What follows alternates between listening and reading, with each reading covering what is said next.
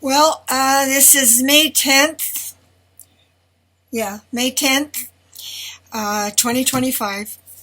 And I woke up in flashbacks with Tom Murphy, my hero. And in his honor, I'm going to tell our little story. It's going to be a long video. And if you don't want to listen to it, that's okay. But it's for those who do care, who are suffering. Diseases caused by being poisoned, air, food, water, and beverages, can be prevented, almost 100% controlled, and if not cured, treatment, sane treatment. And we're going back to the 1950s, and I woke up in flashbacks with Tom, and you'll have to forgive that. That's a stupid computer sending me emails from, oh, there we go. Jeez. Oh my God, I'm going to shut this one off. I work with two computers because I did tens of thousands of scientific research from around the world, but mainly the United States. Yep, your government agencies had it all, and you're losing it quick. It's going down in a shit in a handcart fast. Anyway, so I woke up with flashbacks from Tom, and he is my hero. And in his honor, I am doing this today because I keep trying to give up and say, it's a waste of time. We're going back to the 1950s. Why am I bothering? Yeah, between Trump and MAGA and the Gen Z generation, I'm not even going to go into the wars, and Alberta and MAGA, we're going back to the 1950s and creating diseases all over again. And I'm not talking about vaccines, people. I'm talking about being poisoned by, and I hate that word pollution. It's toxic chemicals, air, food, water, and beverages. And there's a long list, and they're all on my website. And if any of you give a darn, you can look it up. But I'm just going to talk about Tom today. And what I went through comes in waves as I wake every day in flashbacks. And today it was Tom Murphy, my hero, who rescued me when Dr. Lynch here in Sudbury, Ontario, Canada, tried to kill me, forced me to take Benadryl, collapsed my immune system, and then tried to murder me to cover up his crime. Yeah, and he never got charged. I outlived him. But anyway, and Tom had the good brains and the good sense to put me in a gas mask and help me fight for media publicity to stop our being poisoned by toxic chemicals. I had no name for the disease. It's 1986, but I had visions that millions were suffering and causing brain damage to children as well as the workers. And I had a little shack in Wasaga Beach. And while Tom was on leave from the mines here in Sudbury, due to an injury, he lived with me there, helping me research and try to get publicity. I was too sick to drive, so he was driving me all over Ontario. And Simcoe County Barrie Manager of Social Services, a well-meaning woman, assigned me a lawyer in Aurelia to help me. A Collingwood member of Ontario Parliament met with me and called to the owner of the Toronto Star to help me get publicity for my cause to save our workers in the mines, factories, mechanics, military, and firemen. And her name was Mrs. Hindmarsh. Suddenly, I got a call from her secretary canceling my appointment in Toronto. She said, my lawyer said I did not need any help. He had taken care of all my needs. Total lie. What the hell? Tom flew into a rage and drove me to his office in Aurelia, and I demanded to know why in hell he did that, which was a lie. He apologized and said he didn't want to appear incompetent. Well, sure looks like you are, doesn't it? I yelled. and screamed at him, "God knows I will never forgive and a curse on you and your children for all eternity."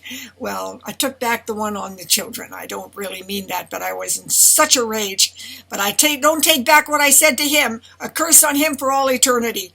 That's right. He never lifted a finger to help me. He destroyed me. Well, anyway, Tom carried me out. I was in a severe, excruciating, painful, crippling attack since October 6, 1986. And day after day, I called on the phone. Tom donated $10,000 to those phone calls. I don't forgive Bell either. I hate Bell. What they cost me in charges was disgusting. Anyway, I do jump around. But so Tom drove me back to Sudbury, and he begged them to do an article for me. And somebody said the reason I didn't get any help was because nobody was fighting for me on my behalf. And you should see the gas mask I was in with the big double filters. Yeah, right. It was really ugly. And the truth is, by then, I can't even remember how I reached the MSA in Toronto, and he called to Pittsburgh, Pennsylvania, to one of the big executives, and they sent me the big bubble gas mask so that people could see me and not be scared of me. And if you look pretty, and even in the bubble, I did look pretty. So Tom tried to get me a nice article, and Jim Murphy happened to be listening, and he wanted to do it. So he went to the publisher, and this would be, and he begging them to do an article. But in the meantime, this is now March 1988, I got a phone call from Collingwood, and they wanted to help me. And the editor assigned a journalist. God bless them. They're long gone, but they wrote a huge 2-page article. And at the time I was using the name Marie. I won't go into why, but somebody at the hospital forced that name on me. It wasn't even my name, but what can I do? Anyway, so the results were amazing. Thousands of people rallied around me from the age of 6 and 5 years old all the way up to 90 years old. Thousands of people all across Georgian Bay. My God, I'd never had, it's not that there was a lot they could do, but it was all that love and caring and support. I had never, ever gotten that in anywhere else, and certainly not in Sudbury. Sudbury treated me like garbage all my life, and some days still does. But anyway, so some were people who were sick, begging for help. And I won't go to a long list because I did save a lot of people. I had enough research from the agencies all over the United States by now that I understood multiple chemical hypersensitivities, quote, allergies to chemicals, which are poison in the first place, and cheminosis in 1775 in England had been diagnosed as a disease being caused by being poisoned from sulfur and burning smoke and coal and all that. Yeah, 1775. I was furious. But anyway, he wrote this great article. Oh God, it was wonderful. So anyway, I was able to understand how to detox and reverse and control some of the chemicals. I couldn't cure the memory loss. I still couldn't write beyond the level of a child and very funny, silly little prose, but it's okay. The children understood me, and a lot of people in Collingwood did. So anyway, I saved the life of one child. That was easy. Just threw out a bunch of stuff in her kitchen. One woman in Chelmsford, 39 years in bed, same deal. Husband was a mechanic, cleaned out the house, and she was able to get out of bed. I'm not saying she could go outside. Her immune system was too deficient, but she could eat for the first time in 39 years with her family. But one man comes to mind in Wasaga Beach. He was allergic to plastic. He'd cleared all the plastic out in his house, but he couldn't touch his phone, and that one phone caused him so much pain. He said it was like being electrocuted on and off, and he didn't know what to do about it. Well, I happened to have an old porcelain phone from the 50s and fixed with a plug-in. And I drove over with Tom and we gave it to him. And it only took overnight. He called me crying. He was so grateful. All his pain disappeared. Imagine that one thing he was allergic to was just plastic and nothing else. And all his suffering disappeared. Now he was going to start to live life all over again. And one woman was allergic to fumes like me. And she couldn't stand the gas mask. She tried several. So, she and her husband had a lot of money. They were retired. So I suggested they buy in cottage district, of which Ontario Wilderness is full of cottage districts out and far from highways and far from industry. And she was able to live a healthy and happy life. I got a letter from her thanking a couple of years later. And her family would come and visit her, and they made sure no perfume and all that, and she was living a wonderful life. I wasn't, but I was glad she was. And one couple in Wasaga Beach really made me mad. They spent $500,000, $500,000 to build a bubble house, which frankly I don't approve of. Living in a bubble is no way to live, nor spending all that money to help millions instead of helping millions suffering. I despise people like that. I really do. My work was to get out of the bubble and to be able to live and to have everyone around you living and to be able to socialize and to be able to go dancing and go skiing and walk the trails and work. And we now had computers, although mine was, well, it wasn't very good, but that's okay. God bless Google. But anyway, we didn't have the kind of internet that we have today. But they were able to, there was a lot of ways you could go to work. I never got sick on the job in air conditioning in 23 years. In 80 years, I never got sick in an office that had air conditioning filters and so on. So there was ways that you could, if you were young, you could control it and go back to work. Anyway, I'm getting sidetracked. But I was so upset. Anyway, I drove back to Chelmsford because I got a phone call from the Northern Life willing to do the article. And Jim Brown sat with me, and by then I say I had the bubble gas mask, and he took this beautiful picture of me, and trained as a model in advertising, I knew that looks were important. And while that 1988 in August article and that lovely photo, the results were abusive. Death threats, warning shots fired at me on the trails. And I was in this apartment in Chelmsford. My mother had talked me into moving back to Sudbury area. And she was going to help me. Yeah, right. She helped me like, God, what a nightmare.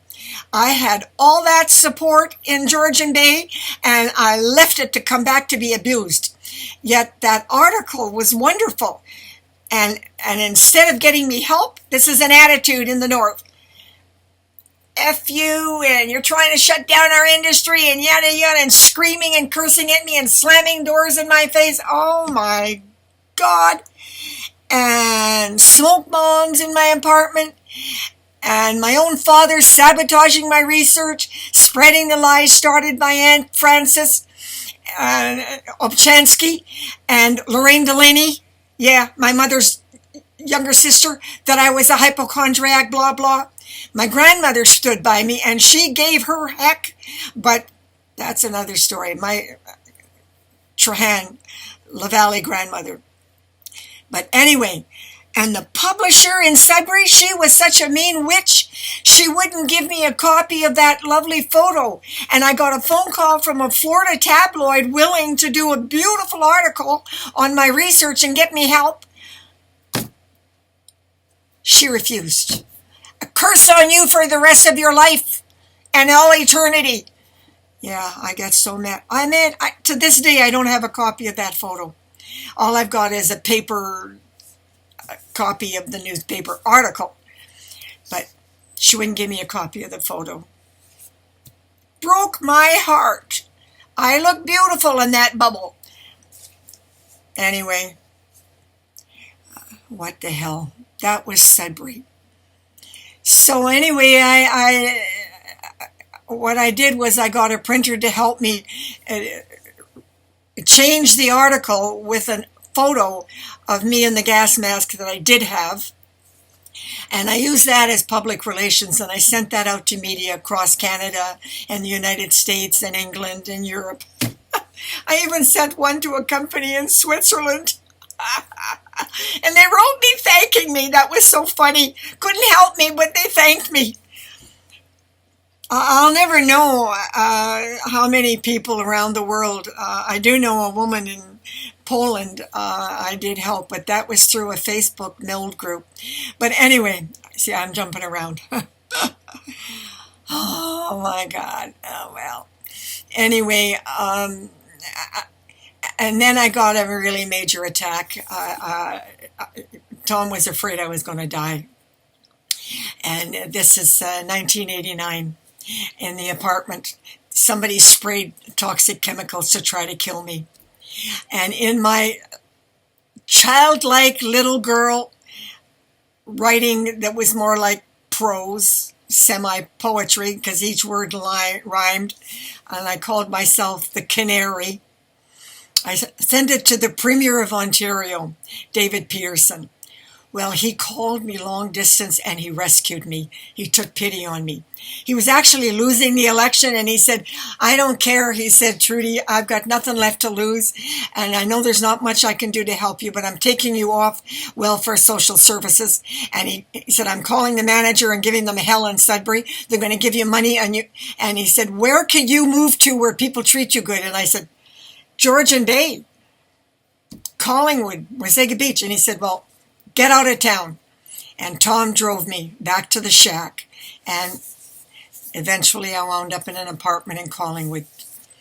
And he also told me, don't use it, pick a name. He said, you don't have to use the name on your birth certificate, you know. It's not against the law. He said, and you want your legacy to have a name that honors you. Somebody that means something to you. And I said, well, my grandmother, she was a Trahan, and every one of the Trahans were completely supportive to me, from my aunts and uncles and even some cousins and a nun. They were all Trahans. I didn't and prayed for me and really believed in me. I didn't get that from anybody else. So he said, then that name means everything to you. You go to the name that you feel comfortable with using, that honors your grandmother and you. So I took Trudi Trahan Upchan. Upchan because That's a personal reason. I won't go there, but yeah. So, yeah. So I sent it out to the tabloid in Florida, and they did an amazing article. And I flew to New York, and the rest is history.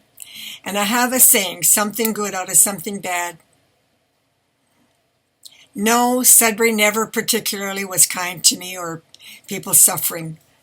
I have one, besides Dan, I have Helen, who will bring me soup when I'm sick and who's always supportive to me, even though she's been the brunt of verbal abuse about me. And I told her, stop trying to fight for me.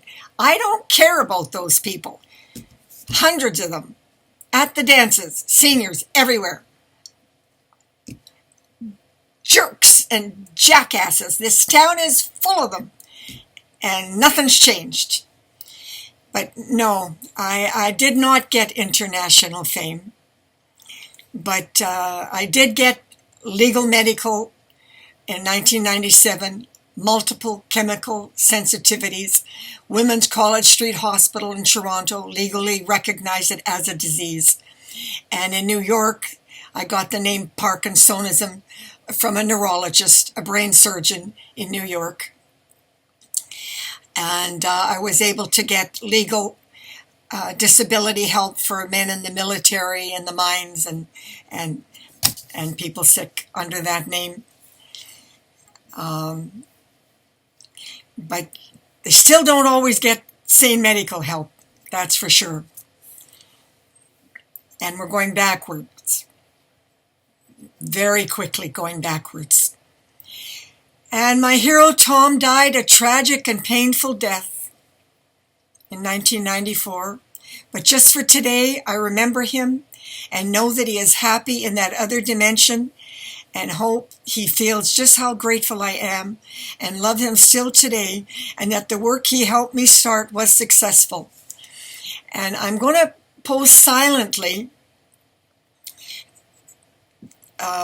following this video a picture of him and the media, all of which is on my website, and followed with a third video,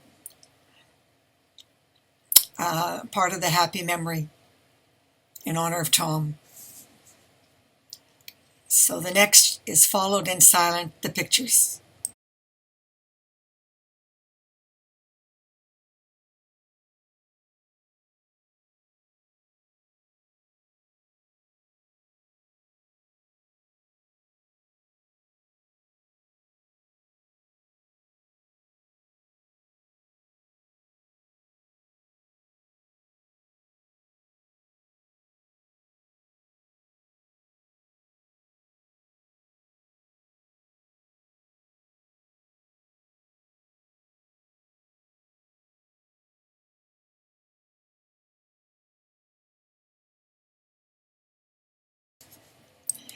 Well, I did it again. I lost it, but this is Tom Murphy, page 3.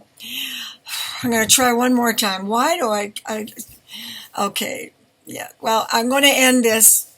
I did wake, I know that Tom is looking down, and why he wanted me to do this is because he sees that the Gen Z generation, Trump, MAGA, Alberta, are all heading back to the 1950s, and people and their children are being poisoned with no medical sane help whatsoever, and it's all preventable.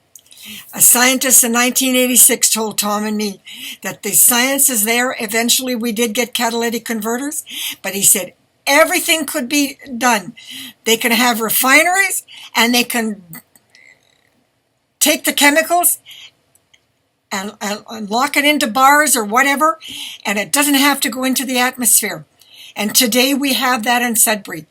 And Alberta, though, that disgusting oil, they could have refineries and take that disgusting oil and refine it, and it would cost millions, but they would make trillions. And they don't have to put one bit of pollution into the air. The technology is available. And in Louisiana, killing them with cancer, that chemical factory, That doesn't have to happen, but there's no will. Because nobody is recognizing the diseases and the chemicals and the brain damage to the children and the generations. It's all preventable. Anyway, have all gone back to 1950s, and people and their children are being poisoned with no sane medical help whatsoever. So I'm doing this video on YouTube in honor of Tom, since he woke me up this morning with this vision of our flashbacks and our research. He wants me to do this, so in your honor, Tom, my hero. Dan, of course, did what he could during those years, but his gambling addiction and alcoholism. And he was lost to me for 12 years. And although my fight, my research, saved his life, because in 1994, the American scientists came up to the Sudbury, and scientists all did tests on the workers in the mines and the smelter. And Dan was one of hundreds or thousands that were saved. They diagnosed cancer. He would have died. And that's all because it started with me and Tom and with the help of Americans. Those American government agencies that is now being dismantled and destroyed. Yes. They were the best on the planet. And they sent me all that research for free. They were more than willing. You never got that in Canada. No government staff in Canada would lift a finger. Bunch of cowards. Anyway, I'm going off again. And in 1994, Dan's life was saved, and we lost Tom. Tom Murphy died, a direct result of a doctor forcing a drug on him that did brain damage and sent him spinning into hallucinatory rages, and he died a raving lunatic, triggering a massive heart attack, and he died a slow and horrible, painful death because he didn't die in 2 seconds. It took him months, and he died. Suffering terribly. So forever in my memory, my hero, Tom. I'm ending with our lovely summer, a happy memory, before this insane nightmare of people trying to kill me and stop my research went down. We swam in Wasaga Beach in Georgian Bay. We ate wonderful, huge, daily, all-natural food. And on that subject, I was 72 years old in 2013 when somebody on Facebook, Sandy in Utah, told me that pesticides in food were poisoning me. They weren't killing enough to kill me, but they were causing me to be paralyzing attacks and sick and convulsive and pain. And so I went organic. Now imagine that. All those scientists, not one, told me about pesticides. But in 1986, why these farms just said our food is all natural, they never bothered to tell you that there was no pesticides. So I didn't even know I was eating organic. So we ate salads and tomatoes and cheese and homemade high-fiber, complex carbohydrates, breads and fruit from local farms. And oh my goodness, food was so yummy and so good, and we just pigged out. And we went disco dancing in the local bars around the area. And it was just a few months in his life, because Tom came from some terrible abuse. And he was happier than he'd ever been, ever. And we had a wonderful summer together. In memory of Tom, my hero, I love you, and God bless.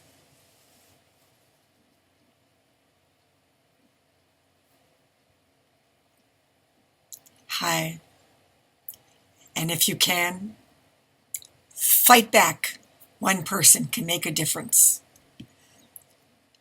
Stop Trump. Stop MAGA.